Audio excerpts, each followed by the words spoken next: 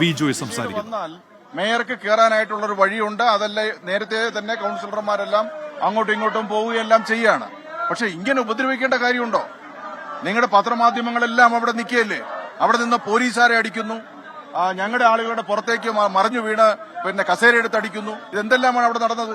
ഇങ്ങനൊരു സമരം ഒരു രീതിയുണ്ടോ എവിടെയെങ്കിലും? എന്തൊരു മോശപ്പെട്ട രീതിയാണ് അവർ കൈകാര്യം ചെയ്യുന്നത്. അങ്ങനെയാണെങ്കിൽ പിന്നെ വേറെ നമ്മുടെ സമരരൂപത്തിൽ മാറ്റം വരുത്തേണ്ടതായിട്ട് വരും. സമാധാനപരമായിട്ട് അവിടെ സമരം ചെയ്യാൻ പറ്റില്ല എന്ന് പറഞ്ഞാൽ എന്ത്? ബി.ജെ.പി. കൌൺസിലർമാരാണോ മർദ്ദിച്ചത്? ബി.ജെ.പിക്കാരന്മാരാണ് ഉപദ്രവിച്ചത്. ആ കൌൺസിലർമാർ ഒരുമിച്ച് ഇവിടെ വന്ന് വി രാജേഷ് മേയർ വരുമ്പോൾ അയാളോടൊപ്പം കയറിയിട്ടാണ് ഈ പ്രശ്നം അത്രയും ഉണ്ടാക്കുന്നത്. അവിടെ പോലീസ് നിൽക്കല്ലേ? പോലീസിനോട് പറഞ്ഞാൽ പോരെ ഇവരെ മാറ്റണം എന്ന് പറഞ്ഞാൽ പോരെ? അറസ്റ്റിനോ അല്ലെങ്കിൽ മാറിക്കുന്നതിനോ അവർ തയ്യാറാവുമല്ലോ. പക്ഷെ അങ്ങനെ ഉപദ്രവിക്കുക എന്ന് പറഞ്ഞാൽ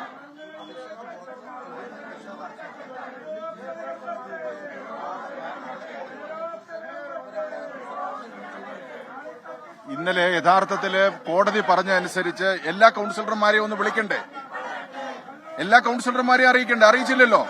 അവർക്ക് വേണ്ടപ്പെട്ട 19 കൌൺസിലർമാരെ വിളിച്ചൊരു നോട്ടീസ് കൊടുത്ത് നോട്ടീസിന് മറുപടി വാങ്ങിച്ചല്ലേ ഇന്നലെ ചെയ്തത്. അതിലൊരു പ്രതിഷേധം രേഖപ്പെടുത്തുക എന്നുള്ളതാണ് പ്രധാനപ്പെട്ട കാര്യം.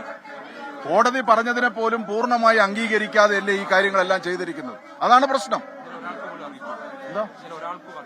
ഇല്ല, അറിയിപ്പൊന്നും കൊടുത്തിട്ടില്ല. അവരറിയിപ്പ് കൊടുത്തിട്ടില്ല. 4:30 മണിക്ക് വാട്സ്ആപ്പ് മെസ്സേജ് ഇട്ട് ചെയ്ത്. അങ്ങനെയാണോ ചെയ്യേണ്ടത്? ഒരു സത്യപ്രതിജ്ഞ ചെയ്യേണ്ട അങ്ങനെയാണോ? സമരം ഇനി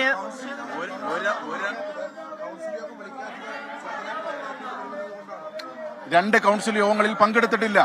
12-ാം തീയതി ഒരു മാസം കഴിഞ്ഞു. ഇപ്പൊ 29-ാം തീയതിയിലേക്ക് അവർ നോട്ടീസ് തയ്യാറാക്കുന്നു എന്നാണ് അറിയുന്നത്. അത് വെയിറ്റ് ചെയ്യുന്നത് സുഗതന് ഏതെങ്കിലും രൂപത്തിൽ ജാമ്യം കിട്ടാൻ പറ്റുമോ എന്ന് നോക്കിയിട്ടാണ് വെയിറ്റ് ചെയ്യുന്നത്.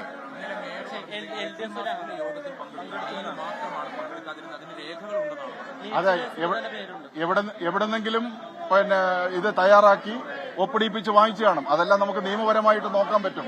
ഒരാൾ എവിടെ ഉണ്ടായിരുന്നു എന്ന് ഇന്നത്തെ നിലയിൽ നമുക്ക് അറിയാനുള്ള ഒരുപാട് മാർഗങ്ങളുണ്ട്. ആ മാർഗങ്ങൾ ഉപയോഗപ്പെടുത്താൻ തന്നെയാണ് തീരുമാനം. സമരം തുടരുകയാണ്, യാതൊരു സംശയമില്ല. ഞങ്ങൾ പറഞ്ഞതനുസരിച്ചുള്ള കോർപ്പറേഷനിലാണ് ഇപ്പോൾ LDF കൌൺസിലർമാരുടെ പ്രതിഷേധം തുടരുന്നത്. ആർ സുഗതൻ BJP കൌൺസിലർ രാജി ആവശ്യപ്പെട്ട് നേരത്തെ ചെറിയ സംഘർഷാവസ്ഥയുണ്ടായിരുന്നു.